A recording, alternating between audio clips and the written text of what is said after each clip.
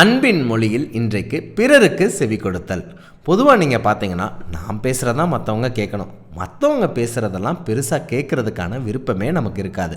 இப்படிப்பட்ட சுபாவம் தான் நம்மில் அநேகருக்குமே இருக்கும். ஆனால் வேதம் என்ன சொல்லுது அப்படின்னா, கேட்குறதுக்கு தீவிரமாயும் பேசுகிறதற்கு பொறுமையாகவும் இருங்கன்னு யாக்கோபு புத்தகத்தில் பதிவு செய்து வைத்திருக்கிறது.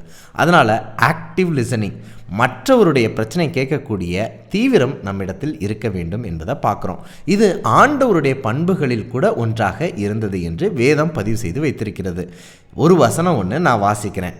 தேவன் மனோவாவின் சத்தத்திற்கு செவி கொடுத்தார் என்று சொல்லப்பட்டிருப்பதை பார்க்க முடியுது.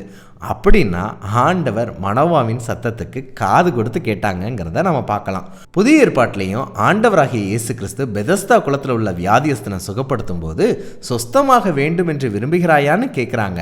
அப்போ அந்த மனிதன், இத்தனை வருட காலமாக சுகவீனமாக இருக்கிறேன், ஆனால் எனக்கு உதவி செய்ய ஒருத்தர் கூட இல்லைன்னு அவர் மனதில் உள்ள குமுறல்களையும் மனதில் உள்ள பிரச்சனைகளையும் மனதில் உள்ள கவலைகளையும் சொல்லும்போது ஆண்டவர் செவி கொடுத்து கேட்குறத பார்க்க முடியுது.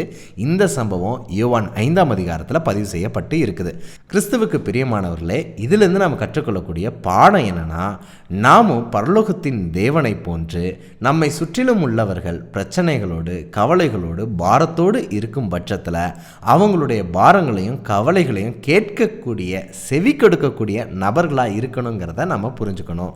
நம்முடைய பிரச்சனைகளையும் பாரத்தையும் பரலோகத்தின் தேவன் செவி கொடுக்கணும்னு நீங்கள் விரும்புனீங்கன்னா, பிறருடைய பிரச்சனைகளையும் பாரங்களையும் கேட்கிறதற்கு நீங்கள் செவி கொடுங்க.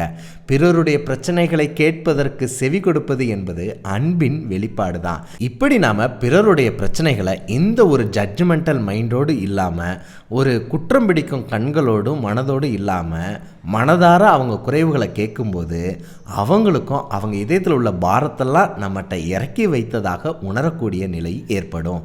இந்த பண்பு நம்மிடத்தில் வருவதற்காக நாம் ஜெபிப்போம். பகிர்வோம் இயேசுவை என்றும் அன்புடன். Bible school.